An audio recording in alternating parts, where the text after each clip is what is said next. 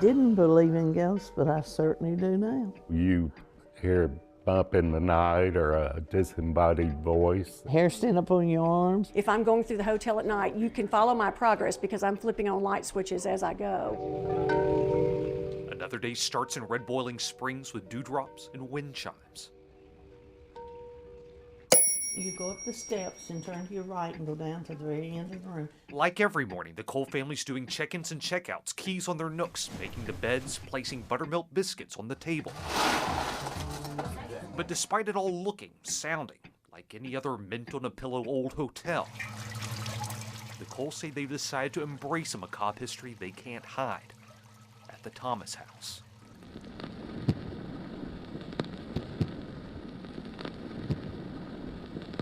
The Thomas house has stood witness to 4 generations of triumph and tragedy, but more so the latter than the former. The Coles say the resident most often seen is the ghost of a little girl from the days of the resort, often in a corner or at the foot of a bed in room 37. Sarah. We could hear her giggling and running up and down the halls. A lot of our guests like to bring toys to Sarah. Sarah's room abounds with paranormal activity. Children's play balls rolling on the floor, shadows, and even voices picked up on recorders.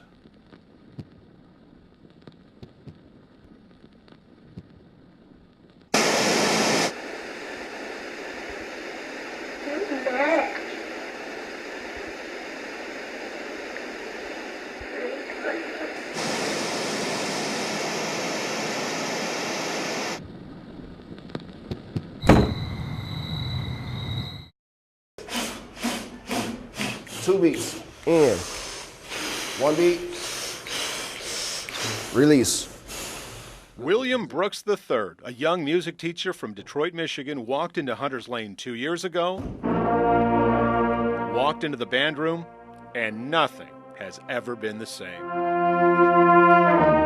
I told them all, hey, I want you to go out and find 2 friends and invite them out to band practice, see if they would be interested in doing it.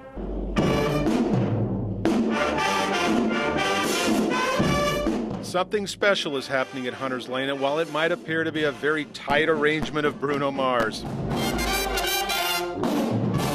it is actually a rearrangement of young lives.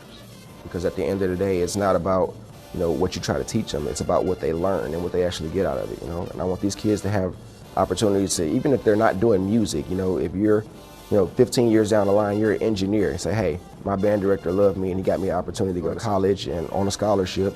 I played music, and from that opportunity, I obtained my education, and now even though I'm not doing something that's musical, that experience is what got me where I am in life. They went to provide a vital resource. But what Tennessee soldiers did in a foreign land launched a U.S. Army criminal investigation into how Tennesseans ignored warnings about human trafficking and prostitution in the Horn of Africa, and in the process placed sensitive classified materials in jeopardy. There need to be some consequences. The Channel 4i team not only obtained the military investigation, but also photographs and other evidence into what members of the 775th Engineering Detachment did in both Djibouti, Africa, and in just across the border in Dire Dawa, Ethiopia. Criminal actions the public never knew about until now.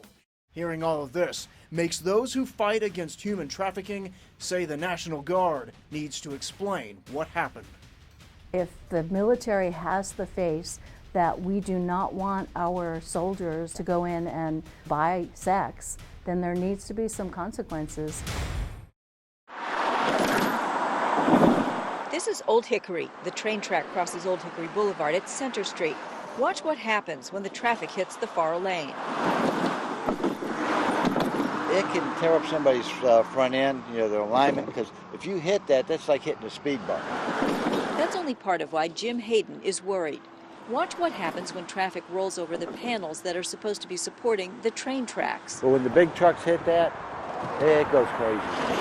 I mean, there's nothing holding it down. He's afraid of a derailment.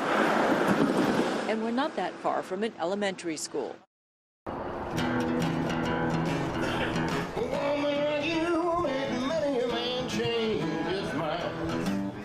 we can do a lot with music. We're in Nashville. This town's prolific with talent. We love we town, a lot of heartfelt people, you know. It's not the typical Nashville venue. There's no darkened room, clanking of glasses, or stage strung with Christmas lights. No humming neon guides a way in. There's just a morning sun and a chalkboard greeting, "Welcome to Clancy's." It's critical because it touches the spirit. Sometimes there's some of us that need a lot of touching in the spirit. It's open mic morning at the Room in the Inn homeless shelter.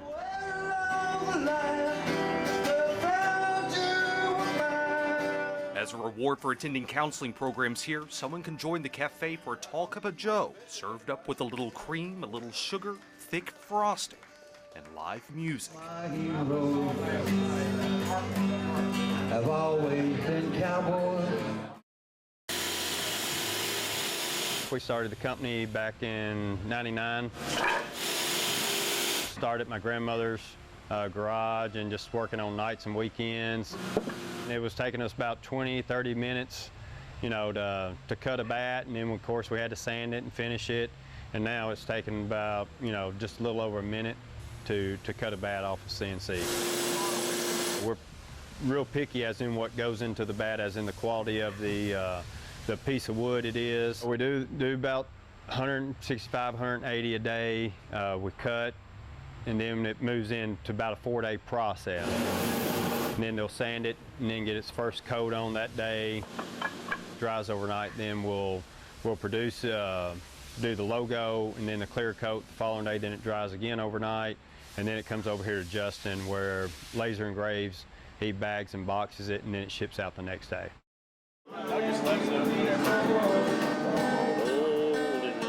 This is Louis and Dolly. It's so nice. It is an unexpected sound in the country capital. Unexpected, but not unrecognizable. Kenny Dorsey does an impression of Louis Armstrong on 2nd and Broadway, complete with tuxedo and trumpet. I mean, I don't come out here just like a hobo or nothing. I try to come out here clean, professional, clean cut, and people have given me tips before, said, man, you're the nicest dressed person out here.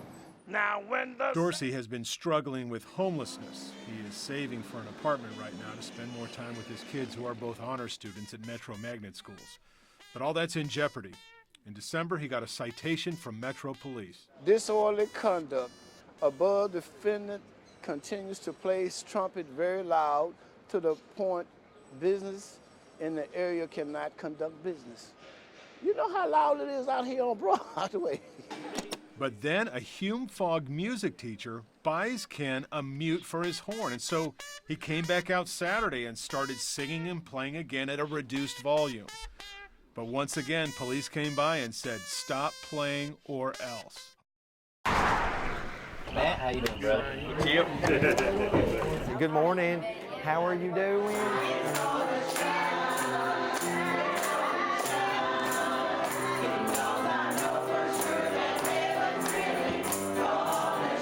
It's classic country church. There's a children's choir. What's up, buddy? How's work? There is a local pastor who knows everybody. And there is an offering that reflects a church of only 50 members. All of this adds up to a meaningful and personal experience at Mineral Springs First Baptist Church, but none of it adds up to what happens here every Wednesday. If you were to look at our church, our financials, and look at what we spend purchasing food, you would have to say that this is not possible.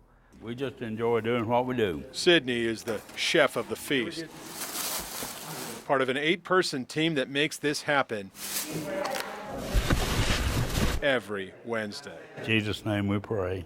Amen. Amen. I said when I retired from truck driving, I was going to sleep as late as I wanted to and just do what I want to do. But I guess this is what I want to do, so that's why I do it.